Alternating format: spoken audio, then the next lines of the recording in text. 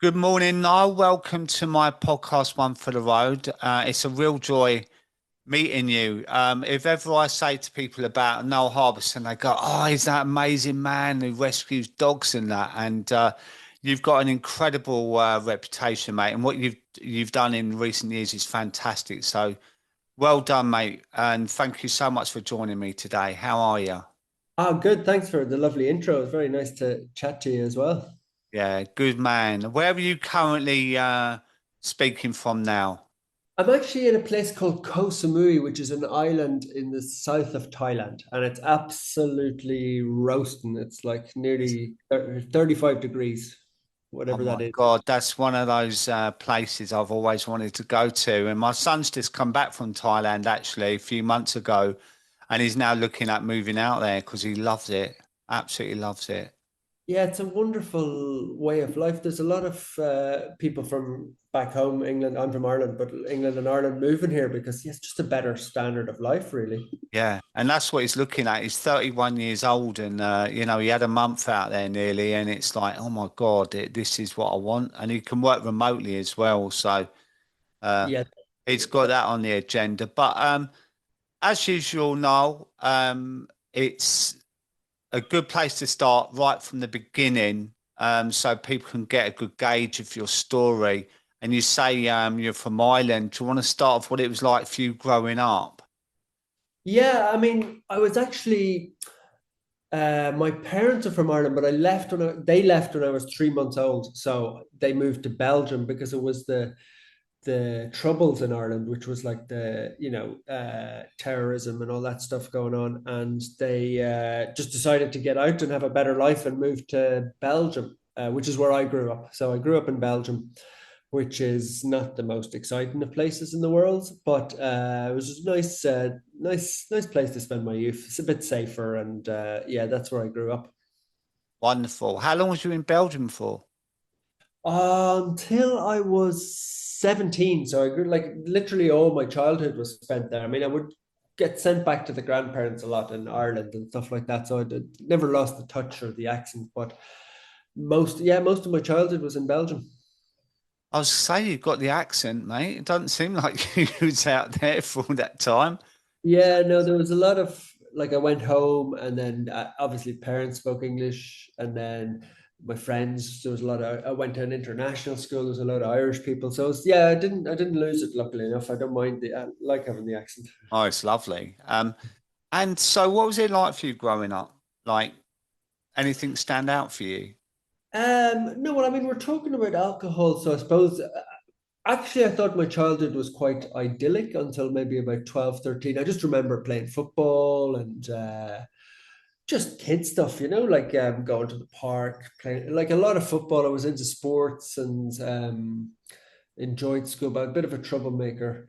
But then at 13, my parents split up just out of the blue. I mean, I didn't see it coming. I was an only child, and I came home one night and I was doing my homework, and I just remembered my dad on the phone, like, and my mum wasn't there, and I heard a bit of like heard my dad kind of crying or like just upset, and then so I went downstairs. I was like, "What's going on?" And he's like, "Oh, your mum has left us." I was like, Like, what do you mean left?" And he was like, she's gone off with another man. And like, I just did not see it coming, as I don't think he did either, but it was just out of the blue. So that was, I suppose, just a game changer in terms of a traumatic moment that I just didn't see coming whatsoever. That's huge. And a lot of people know my story now that exact thing happened to me. Yeah. I was 14, just turned Yeah. 14, and my mum left. And it's unusual in a way, isn't it, for the mum to go? But my dad was crying, and he was a big man, 6'4", and quite a rugged guy, and to walk in and then not know why, not seeing the signs and not being told by your mum as well. Yeah, exactly. I think yeah, it shatters your world, and then I always feel sometimes like it's maybe alcoholics or people suffer with it that I feel nearly guilty about, like, people who've maybe had suffered child abuse or stuff that seems more serious in my mind. I'm like, oh God, it's just your mom left. Like, why were you, even just saying it there, I was like, God, this is not that big a deal. Like, why, like everybody's parents get divorced or, like I kind of minimize it in my own head, but yeah, it was traumatic for me, really. Because I just, yeah, didn't see it coming. Everything seemed perfect. I think I was, playing football or computer games or whatever. And then suddenly to just have that, just your world shatter or everything shatter was a big one. Yeah. Well, it is a big deal. I Yeah. mean, Yeah. we talk about big T's, little T's, right? So we go to the assumption of, got to have this big thing happening in our life to turn us into raging alcoholics, right? But I talk to a lot of people about even their emotional needs not being met, and they go, ah, well, it's the era that we was in or something like that, right? But if you're not told you're loved or that your parents are proud of you, or if you're not held, or if you hurt yourself and you're told not to cry and stuff like that can affect you, especially if you're sensitive as well, you know. Yeah, I think that's it. I think I am very sensitive. It's not, I think it would affect everybody, to be honest. But yeah, I think you do minimize it. You sort of, yeah, even like with drinking, which I'm sure we'll talk about in a bit, I would have said like, oh, I was growing up in Ireland, everybody was drinking, when we were young. Like there's always you probably just sort of make an excuse for yourself, don't you? Yeah. But it's a So pinnacle time as well, 12, 13, 14, in it. You're changing schools and stuff like that, and you're trying to fit in, yeah, and we're all a bit uncomfortable about our image and that. And then this happens and the rejection side. And so, how did that play out in your life when that happened then? Because obviously, being an only child as well, you didn't have a sibling to talk to, and, you know, yeah, it's exactly like you said. It was the not fitting in. Like I remember I got packed away to, like, I think it was like say November or something around that time. And I think it was just decided, right, go back to Ireland, Niall, to be with your grandparents. It's probably get me out of there, like for I think it was 6 weeks or something. I remember like 2 months. I took a long Christmas holiday. They took me out of school. And then I remember, so that was probably good, like to get away from it all, maybe. But then I remember coming back in January, being like, when you come back in school, it's already hard enough on the first day back, but then you've been away and everybody's sort of whispering and what's up with him, and yeah, your whole self-esteem takes a big knock, doesn't it? But things got worse then because she moved in with that guy and he started beating the crap out of her. This is maybe about 6 months later. So he started like abusing my mom really badly. I saw her get like a broken cheekbone and knee and like, yeah, really badly beaten up. So that was sort of the next phase as well, while I was still processing the first half of it.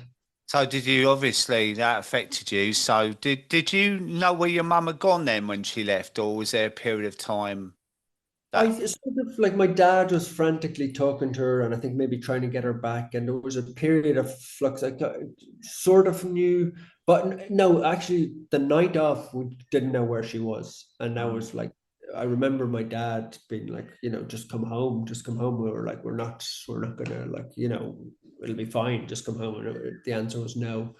So I think that's the kind of, but yes, I think after about a month or so, after I came back from Ireland, I met my mom and she tried to explain it to me and I sat down with her and stuff like that. But it was a huge moment. so when did alcohol start coming into it now? Like at what point did you start take your first drink? I think it was ironically, around the same age. I think probably 13, 14, you might have been having a cigarette or a beer here and there, but because I lived in Belgium, it was actually a lot easier to get beer as well. You could just walk into a supermarket, actually just buy it really even as a kid. Um, so yeah, around that age, but I don't. It was probably more 15, 16 where it really started to. I do remember one time being with a cigarette. It wasn't alcohol, but I remember being like walking down the street and telling my friend at the time, my best friend, like, oh, my mom's left. And he was like, why don't you have one of these cigarette, and I'd had a few, but and I took one. I remember taking a big drag on the cigarette and feeling like, oh well, at least that was a sort of a moment in my head where I was like, fuck it, you know. That I was like, if she's gone, I might as well just like, you know. Yeah. So it was a cigarette, it wasn't alcohol, but I remember a feeling of just being like, yeah, screw it. Bit of rebellion. Yeah, exactly. Yeah. But no, the alcohol snuck in pretty quickly then because obviously you're a young boy, you've no like single or not single, but an only child. You're not going to be good at talking to your friends in the 90s or whatever. Yeah, 90s. It just so I think I do remember like getting paralytic drunk even at that age, just and crying and some stuff, but like still bottling it up. You know, you might have told a friend crying, and then like the next day it would be sort of like Yeah. Brushing it off. brushed back brought back in under the carpet. Yeah, yeah, Yeah. yeah. Yeah. So like when you started getting drunk at sort of 15, 16, what did that give to you? Was it just the forgetting about it or was it fitting in? Like, do you remember that? Yeah, I think it was a lot of well, it was a lot of fun. The first feeling of being drunk was fun. You know, you get that tipsy few beers in you, and it's great fun. And then I still was at that stage. Yeah, I sort of I think it was just this escapism, and then I even started drinking. Now that I think about it, I was even drinking in school, taking like afternoons off and going to just to have a few beers. So probably, I mean, not probably, definitely very worrying behavior, but it's amazing how like that just popped back into my head. I hadn't even thought of that in a while. Or going to get bottles of vodka and stuff like that. Yeah, try escapism. I think was the main one. And then was this on your own with or with mates? Usually with mates, but I do even remember in those days there was a couple of times that not like later life where you're drinking on your own in a hotel room or something, but I do remember I was always comfortable with like maybe getting a beer somewhere on my own, yeah, and just drinking it to sort of escape, I think. It's amazing when you look back in it. Yeah, it's or I remember drinking because my mom was getting beaten up. So I remember, and this is why I have so much guilt. I remember like maybe staying out for having some beers, thinking like, oh God, I don't want to go home to some bad situation. And if I do go home drunk, at least I won't really know, you know, I'll forget it or I won't really know what's Ah, it's awful, isn't on. it? Like, so Yeah. when you say, it seemed, all right, and not quite, it wasn't, was it? Because your mum leaving and then your mum getting beaten, and there's a lot of responsibility on you as well, like Yeah. emotionally. And then I think the hardest thing was like I saw one time I walked it like I remember being in the room and I heard my mom getting beaten up and I never had the courage. I was kind of at the door, you know, and then I heard and then I was like I went halfway down the hallway and then I was like, fuck it, I'm just gonna go in. And I went in and he was like on top of her.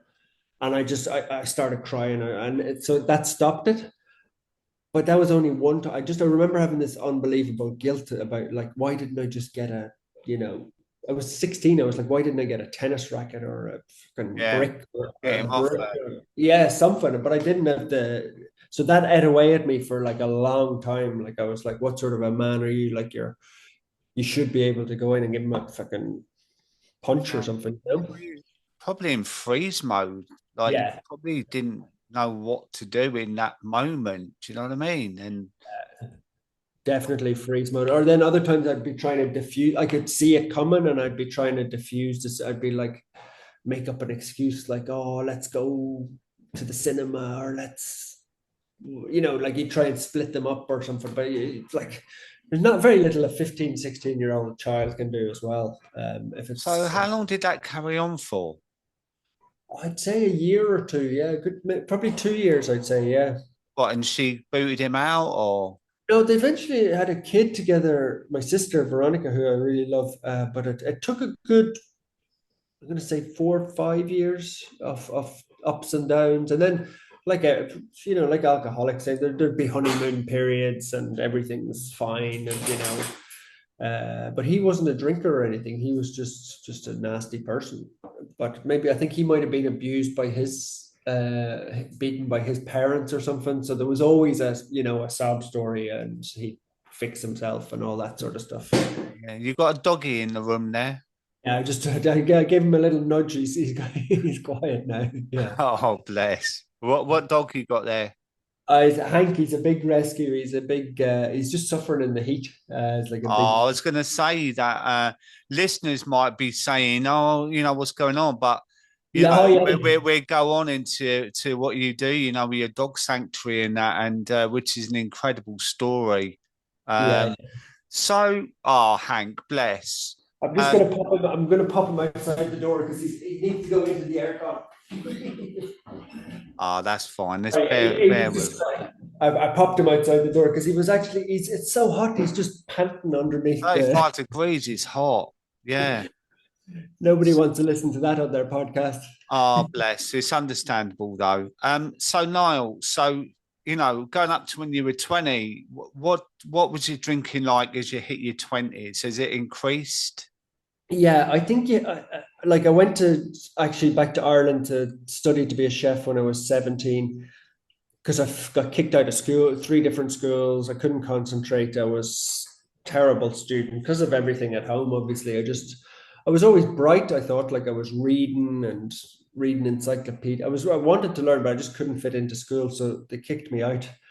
Um, and then I went to Ireland, and then it was just open season. I mean, you're 18, you're away from home, there's people going to nightclubs, and I just thought this was the greatest thing ever. And then I mean, I was an alcoholic, I'd say then, but because everybody else is drinking, you wouldn't even know what being an alcoholic is at that age, really. I don't think, No, you're you so. don't, do you? You're just one of the boys and you're fitting in and yeah, And I didn't think I had a problem until I was in my 40s, really. yeah, and I mean, to the extent, even in England and Ireland, like people would be calling you all sorts of names if you didn't have a drink. Like Yeah. if you maybe I would have felt bad and I'd be like, oh, geez, I'll stay in or so. They'd be like, what? Like, what's wrong with him? Like, so. But then, of course, as you'd sort of like you think you're the funny one, or people are like laughing at you, laughing with you because you're maybe falling down the stairs or you're, drinking shots or whatever it is. But really, they're probably even already laughing at you a little bit at that Yeah. stage. You're always going a bit too far. You think you're the funny one, but actually you're probably just messy. In hindsight, yeah. I Yeah. mean, for me, I was always the loud, gregarious one because I was so unsure myself that become my persona of like the pub doors would burst open, like, and I was called Glugs because the amount I drank so quickly and glug it down, and Glugs is here, we're in for it. Give me all the big lift of self-esteem, and Yeah. but really when I kind of cringe now, like now I'm like, oh my God, Yeah. what was I like? Do you know what I mean? Yeah. You look back at yeah, exactly. Yeah, you probably, I mean, you're probably the worst version of yourself. Yeah, maybe at the time you think you're hilarious and, Yeah, you probably thought you were the party couldn't have gone on without you, but yeah, yeah, sometimes I think even in those early days, people are kind of can see the signs in you, like you might be drinking 6 nights a week, but maybe they're only drinking three or four, even at 20, they're already a little bit more sensible or. I found myself, it was when I got into my late 20s, people start to meet a partner that they buy a flat and start to settle down and maybe have a kid and that. And so their drinking days were this doesn't fit in with me anymore.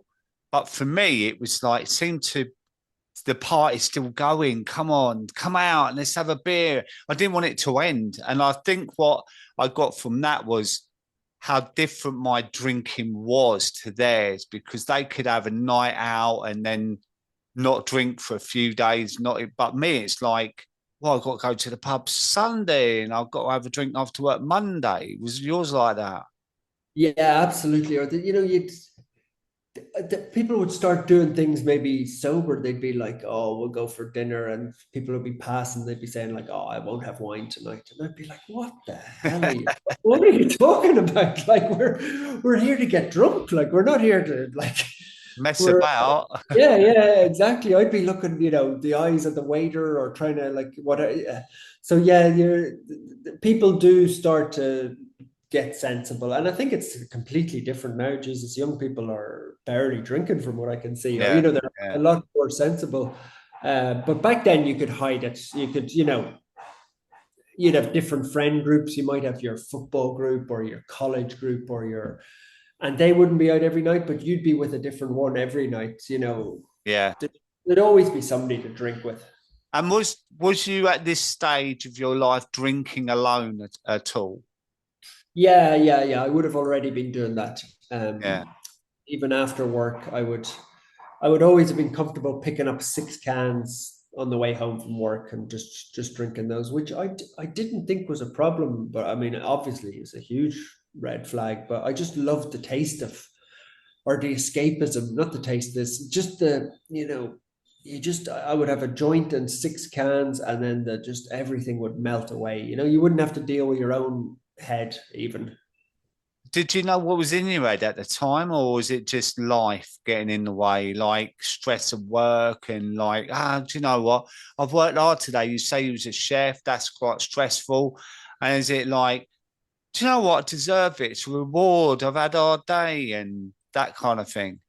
I think for me, it was more like, yeah, there was that side of it as well, work, stress, work. But then it was like, you'd always be like, I was single and I was always trying to find girls like everybody is at that age, or boys or whatever you're into. But it was like, I'd have a girlfriend maybe. And then because my mom had left, that's when the trouble started for me. I wasn't able to trust women at all, Right. like at all. I wasn't even able to approach them because I was so scared of them.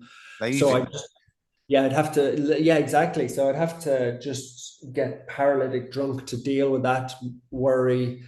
Like, and then if say I was working or something and they were on a night out with maybe their just sister or their friends or whatever, I'd be like, oh my God, she's never coming back. So I'd have to have like 10, I'd have to get blackout drunk to sort of deal with it.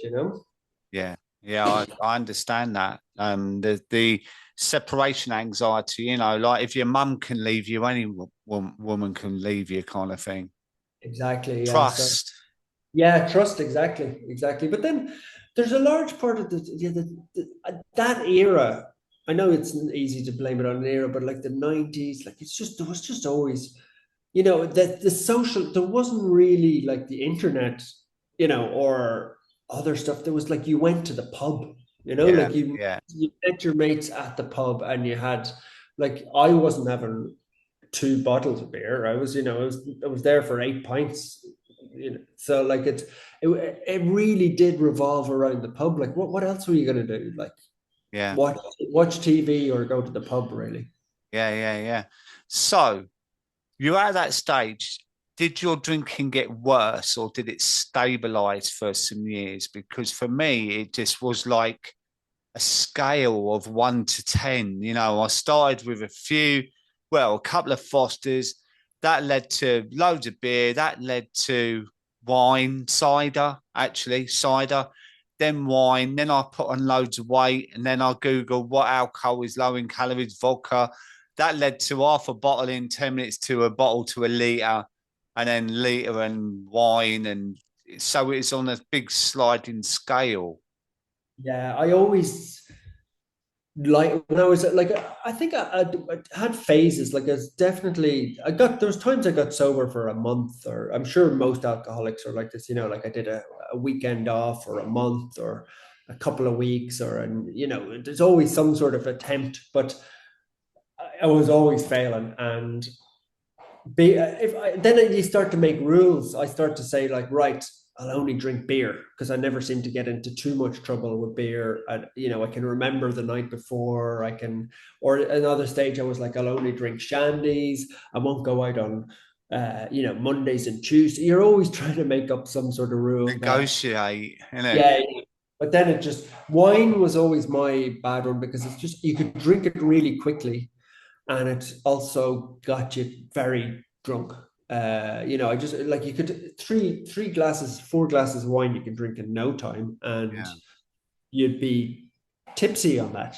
So I liked wine for that reason. It was a different feeling for me, but I can never have a small glass. I remember my neighbour would pour half a glass of wine, and I was looking at him like, "What are you doing? And why is that? It was like a bloody sherry glass. I want a big fat tankard of wine." You know, when you're pouring it, and then you down it like bloody pint of water.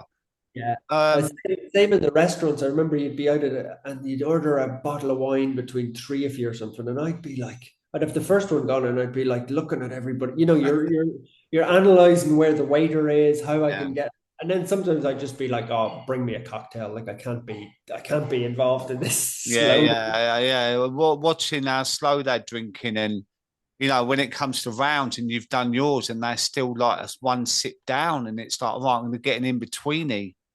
Do you know what I mean? Exactly. And then you're always, I find as an alcoholic, you're always like, there's 100 calculations going on in your mind. Like you'd be like, okay, if I can get here quicker, we could have a drink Yeah, there. yeah, And then maybe if we skip like, let's not do this. And like, you're always just thinking about more drink. yeah. So, was there a point, Niall, that it started to affect your mental health? Where were you where you start to really check in with yourself and think this is actually becoming a problem? Yeah. Early 30s, late 20s, early 30s. It was like, there was, I was very binge drinking, like, but by binges I mean like 3 months, and then I'd get so bad that I'd I'd say that's it. I can't, this can't go on, and I'd have a talk to myself, and then, but yeah, really bad incidents, like,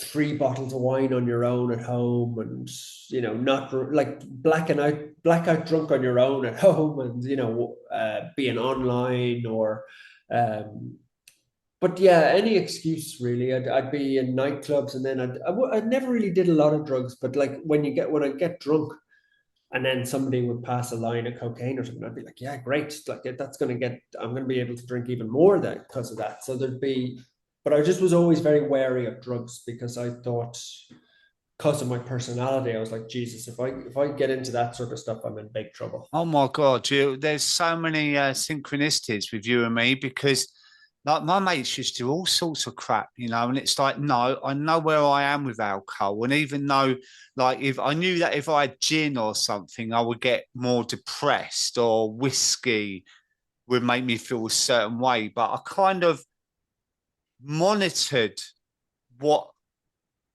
drink I was drinking at a time to what my mood was. So I knew that I would be all right. Um, but when you say you're drinking 3 bottles of wine on your own indoors, like that's pure escapism. That's pure, I need to get out of my head. Yeah. So was that an escalation, Niall, or was that problems getting your thoughts getting more and more, or what do you think that was?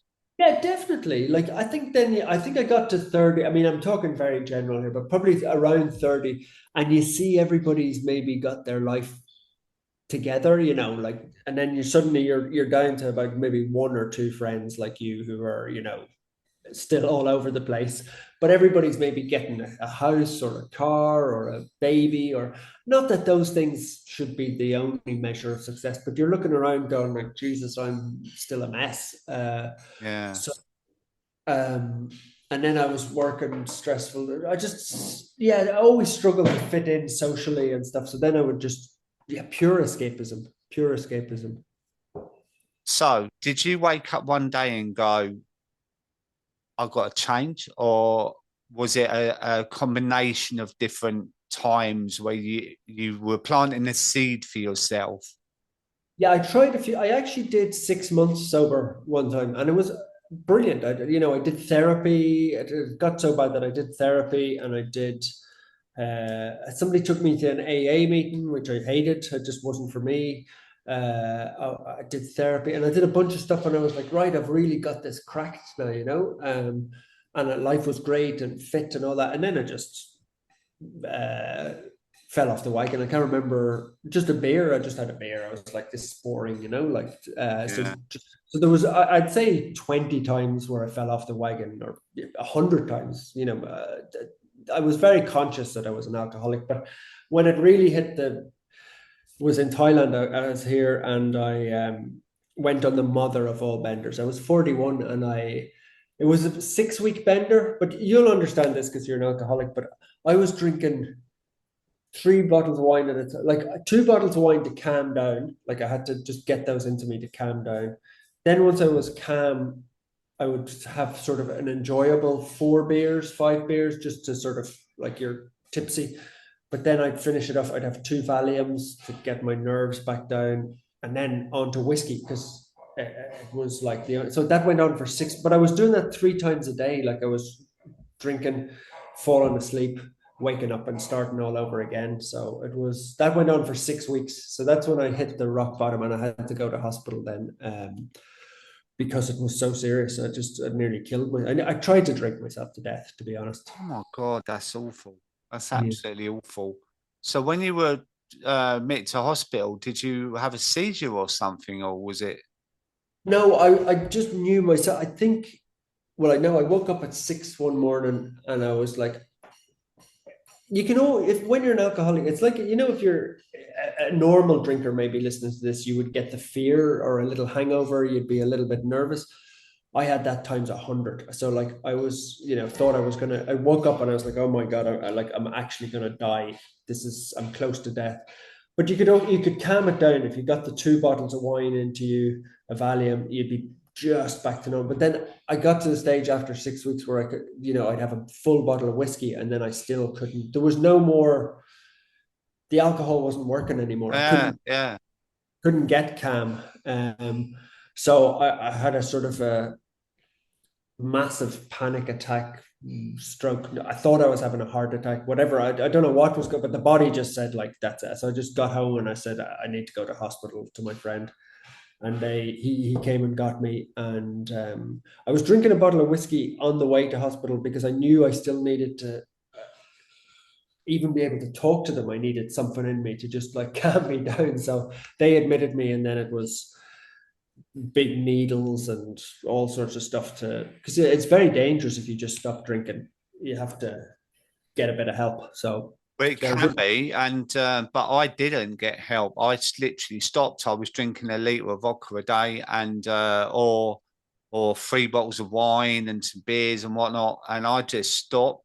Which in hindsight was really dangerous. And we have to caveat that here that anyone who is dependent on alcohol, that you really need to get some medical help there. 100%. It's very dangerous, very dangerous. And I did nearly die, to be honest. And like the amount you're talking about, like they're very hard for people to process if you're a normal drinker, but they're real. Like that's not me and you being bravado saying like, oh my God, I can drink 3 bottles of wine and a bottle of Yeah, like yeah, yeah. you actually can, when you're that bad, drink that Yeah. amount. Your Uh, tolerance goes right up, doesn't it? Like, yeah, I could drink half liter of vodka and still feel like relatively sober. Do you know what I mean? It was only the second half that got me to where I wanted to be, which totally numbed out. I always describe it like a Pink Floyd video that I'm in, that I'm like all over I don't yeah, care about anything kind of thing. But then the anxiety would kick in at 3 o'clock in the morning after I've woken up on the sofa, and the telly's still on and the dinner's on the carpet and stuff like yeah. that. And it's like, oh my God. So you went into hospital, right? So they did a medical detox, I imagine. And when you Yeah, come out, what had you changed? yeah. Well, I had in that hospital. I was there for 4 days in ICU actually, and I was Thailand, and I was just it's like I remember it perfectly. It was like your skin is crawling.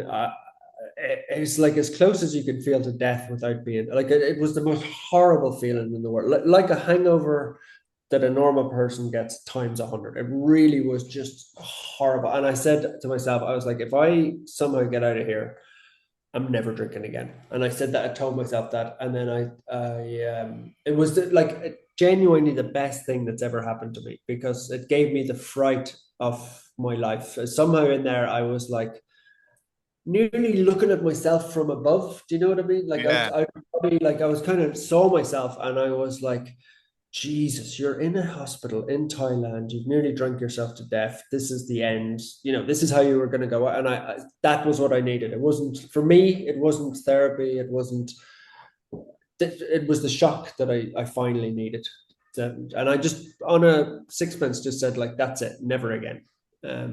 So it wasn't that easy. Like actually, physically, for the next 2 or 3 months was horrendous. I'm sure you know, or anybody listening who's quit because I quit cigarettes and Valium and alcohol all in one go, and it was Jesus, it was tough. It was really like It's physically was real hardcore coming off it all, isn't it?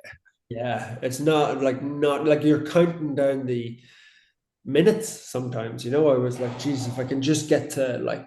It's 5 to 11. If I can just somehow get to 11, then maybe I'll be okay. Like it Yeah. really, it's horrific when you're that bad.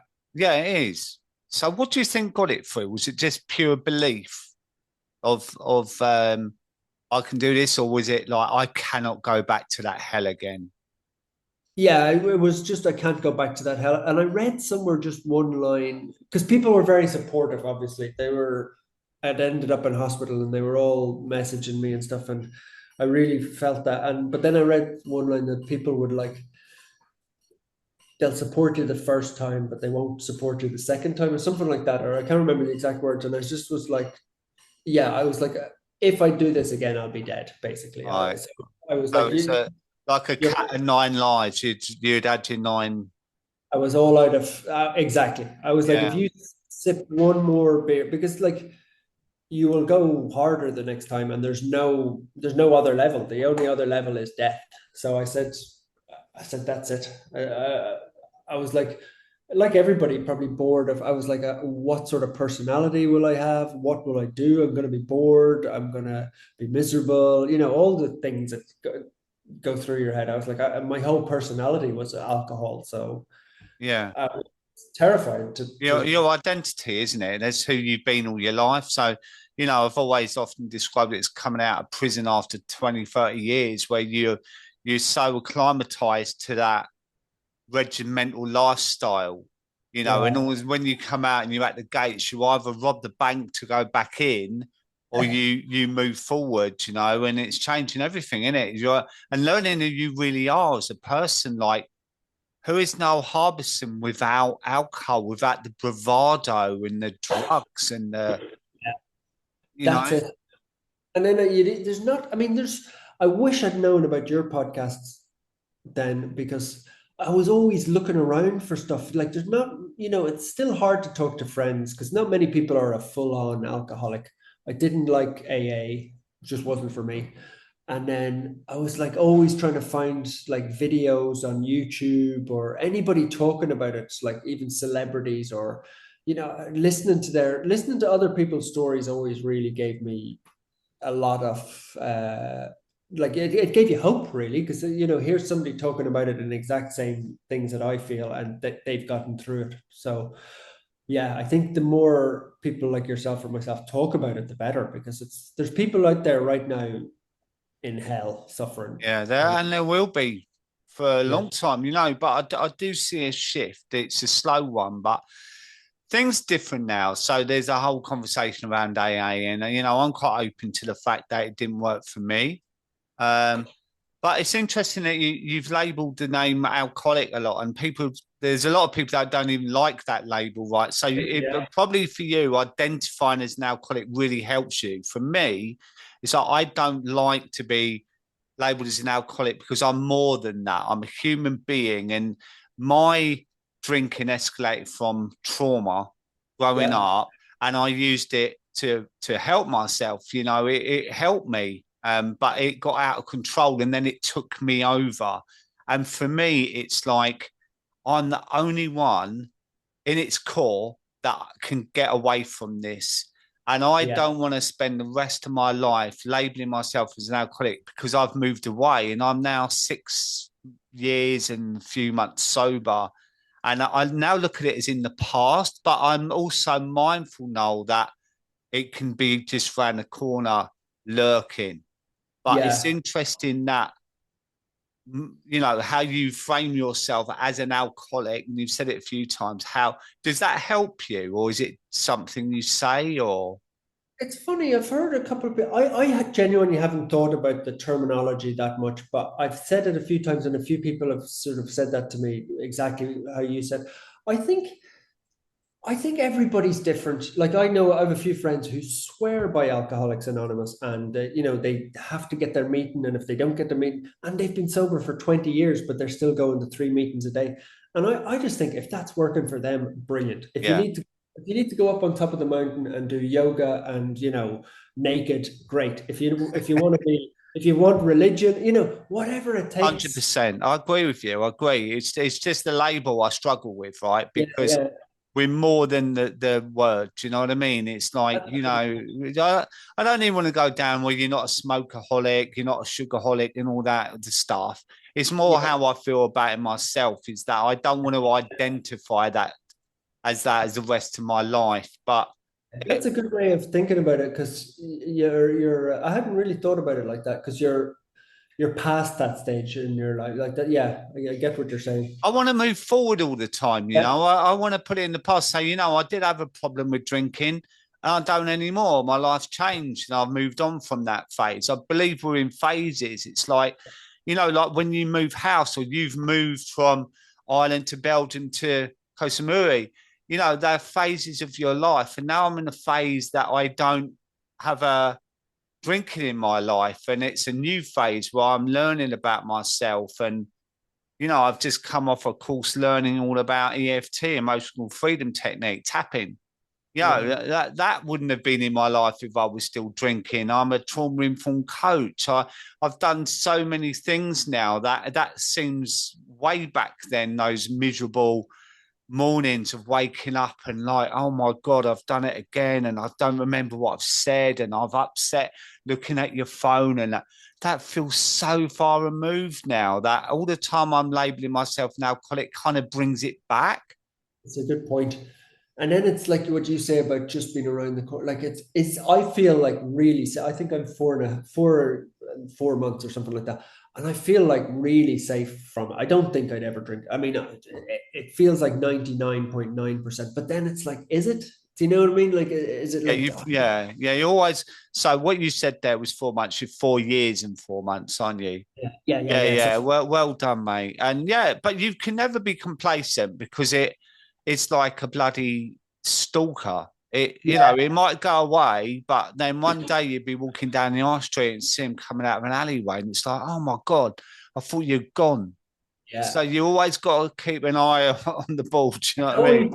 Always I was even like about a year ago, I was driving and there was a couple of weed shops here, and I never really was into weed, but I saw myself, I was like, geez, maybe the weed could be and I was like, Niall, you're like, that's the stat, there's always a little message on your shoulder, say, tempting you back in, but We're tempting you to escape. That's what it is. And it's living a life where you don't feel the need to escape, isn't it? I think you're very right that it's being happy with yourself, really is. If you Yeah. can be happy and I'm happy with myself now, and I wasn't when I was drinking. So I think that, Right. yeah, that's if you're happy with yourself and what you're doing, and you're doing your courses or your family or Yeah. Yeah. you've got fulfillment, and you don't want to throw that away because you've built that up over 6 years for yourself. Like you Yeah. feel good about yourself. Absolutely, mate. So moving on, right? So I heard that you were jogging around Koh Samui, right? And you saw a stray dog. Oh yeah, that's one of the reasons why I'm still sober. Is yeah, I help street dogs in Thailand and Koh Samui. Yeah, I never really had a purpose in life either. And so yeah, I just started feeding dogs, and now I've got a dog sanctuary and help street dogs. They help me as much as I help them, and I think it's always not everybody can find their purpose in life or their what's your personality after you Yeah. were you're the glug glug glug. I was the Yeah. sports and party. But like, so you sort of have to reinvent yourself or find it. And my new purpose is dogs. Yeah, I love Well, helping. the thing is now, when I've said to people, I'm speaking with Niall Harbison, well, oh, he's that amazing guy out in Thailand who helps dogs. So you're world famous in a way. But do you know what? When you said about when you were at the rock bottom of your addiction, you almost felt like you stepped out of your body and was looking back in. This is almost like the universe giving you a purpose of this is going to be presented to you and this is going to change your entire life and millions of others, who know your story. And, you know, I think it's incredible how life can show up when you Yeah, you get out of addiction. yeah, and it also shows, I think, how much the booze can drag you down because you have. Oh, I was always compassionate and always loved animals and all those things, but the booze just has a way of pulling you in. Like you say about when you wake up and you've all the dread and the messages. What's the first thing you do then? You're like, shit, I better have a beer to calm me down, and then suddenly you're off and running and you've lost another day. So Yeah, the alcohol just takes everything away from you. That it takes yeah, all your potential, I think, and that absolutely. So so. no, just rather than skip on to what you're doing now, tell us how that come about, like with the street dogs and whatever, and you saw they was undernourished and no one to love them and like what did you do then? Did you feed them or how did it all begin? Yeah, I just started feeding one actually. I was trying to get fit again because I got out of hospital and it wasn't like, you rise up out of the bed and you're feeding street dogs the next day. Like there was a Yeah. 6 months where brain was like mashed up. So I just started feeding one dog and then it was two dogs. And then now we feed 1,200 every day, but with fresh food. And it's lovely because they rely on you. And it was the first time in my life that I became like even when I was feeding four dogs, I knew I had to turn up for the dogs, and I felt reliable for the first time in my life. I wasn't making an excuse. I wasn't doing it, and there was nobody, nobody was looking at it, or it was just me showing up for the four dogs, and their tails were wagging, and I just felt good about myself. I was like, it's a simple act of giving them food made me feel good. I was just thinking then about going back to when you said about your mum and the trust and stuff. And with animals, there's a real trust, isn't there? Because it's so unconditional. I think that's it. Yeah, that for me, like the dogs are really simple. They're so loyal, and there's probably definitely a connection there about why I like them so much. Yeah. Yeah, I know. So where are you now with it all? Like you got as we can hear like bits and pieces going on in the background, and like you've got an actual you had some land, didn't you? And did you Yeah, build there's a sanctuary there. So we've got about 25 dogs. We've got a little hospital there now where we treat the sick dogs. We feed thousands and then we sterilize, which is neutering about 5,000 every month. So it's grown into something huge. And then I just try and talk openly about like yourself, about alcoholism, and because I just find that it helps. If I always think like even this conversation, if one person, if the right one person listens to this, they'll get a line out of it somewhere that like I yeah. use that might just stick in there and make them think like Jesus, yeah, I was bad at school, or I got, like there's always something that when people talk about it openly, and it's not everybody who can talk about it openly, but I'm lucky that I'm looking after dogs in Thailand, so I don't really have a boss or anything. There's a lot of stigma still with work, and people want to keep it to themselves. So that's why I always try and talk about it as much as possible. Absolutely, mate. Like, honestly, I've started ramping up my LinkedIn profile, right, to talk about it in the workplace and corporate, and I get no engagement at all because no one wants to kind of put their hand up in case their boss or. And the irony is that most people who work with me on a one-to-one basis, they go, the most common thing they say is, "Oh, in my industry, alcohol is rife."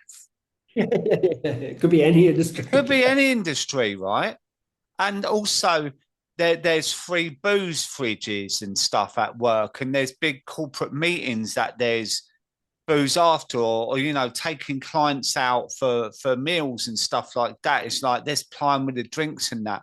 Yet when I approach, say, big organisations and say, you know, I'm willing to do a talk about the harms of alcohol in the workplace or at home, and well, we don't have a problem with alcohol in the workplace. Do you know what I mean? There's a huge, massive denial around it. Yet there's people coming in on a Monday morning hungover, their productivity is low, or their mental health is shot, or their relationships are broken because of it. And, you know, Friday afternoon, long lunches and client meetings and stuff. And it's like, I can't believe even now in 2025, there's still this huge denial. Yeah, there is. And you'll know from like I get messages from people, and it doesn't it's not one industry or one, it's not young men or like I get messages from, housewives, old women, students, CEOs. It's like the amount of people that struggle is just, and they're probably very good at hiding it. You don't have to be having you don't have to be having, 10 pints of Stella and Jaeger bombs to be an alcoholic. You could have a bottle of vodka tucked in your CEO office just as easily. It's really a very silent drug that's, Yeah. And also, you don't have to be an alcoholic to have a problematic relationship with drinking as well, because, you know, I work a lot with grey area drinkers, middle lane drinkers that might not drink every day. But they might drink at the weekend heavily to excess, or they could go a month, but they can't actually stop, or they might drink half a bottle of wine a night, but they can't not have half a bottle of wine a night. Do you know what I mean? So there's so many different scales of drinking, but yeah, because it's so bloody publicized everywhere, and what you said in the beginning about feeling like the odd one out when you're not drinking amongst all your mates and that, it's like there's still a lot of shame and stigma. But I think having these conversations can make it more accessible for people to look at their own relationship with booze.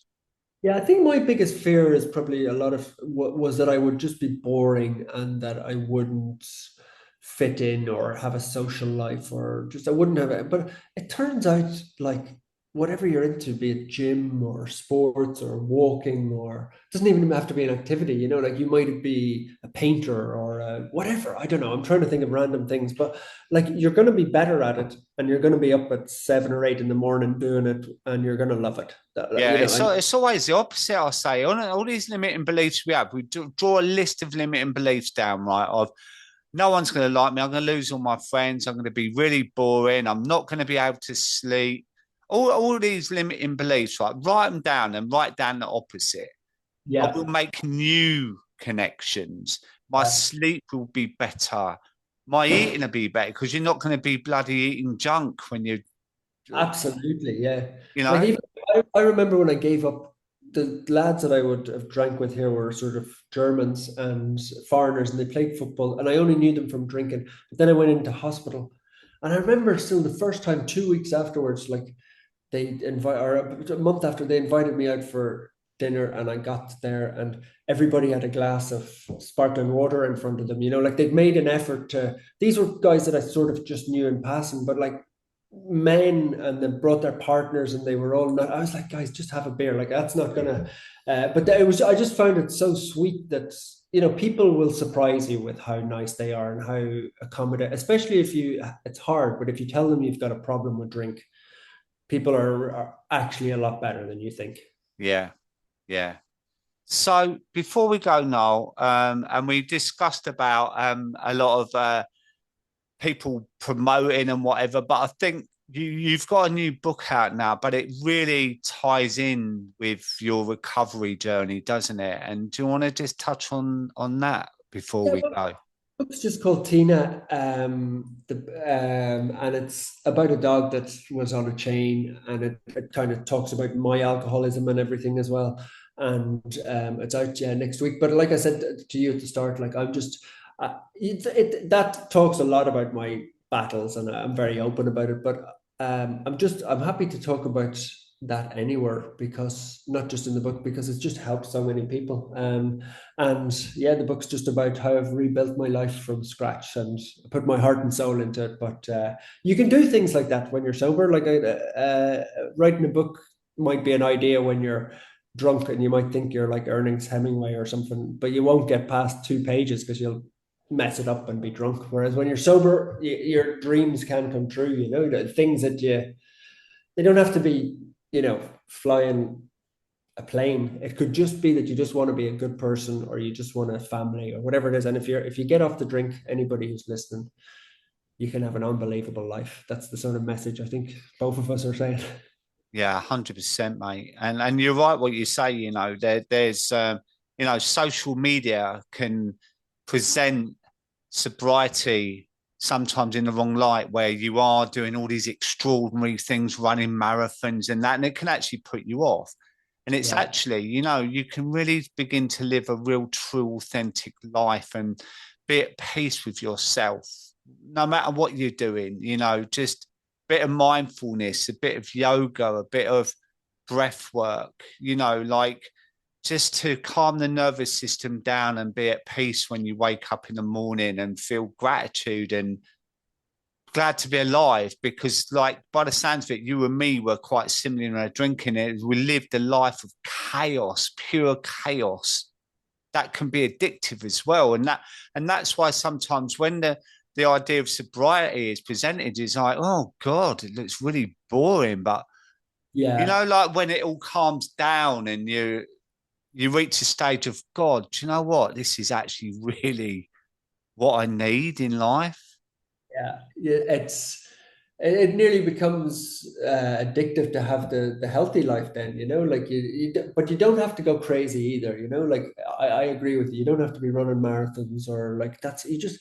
It's the fact that you're able to live a normal life and be happy with yourself and not ashamed of yourself, or waking up feeling horrendous. It's not. It's just nice to wake up and feel like now it's 6 o'clock in the evening here with me, and I don't feel tired. I don't feel anxious. I could just go and have a dinner and read a book or write a message, or, listen to a podcast. Whereas before I'd be like, oh my God, I need to get it. Will I get a drink? Will I get Yeah. a go to the wine, or will I go straight down to the pub? Or, you're frantic about where your next drink is coming from.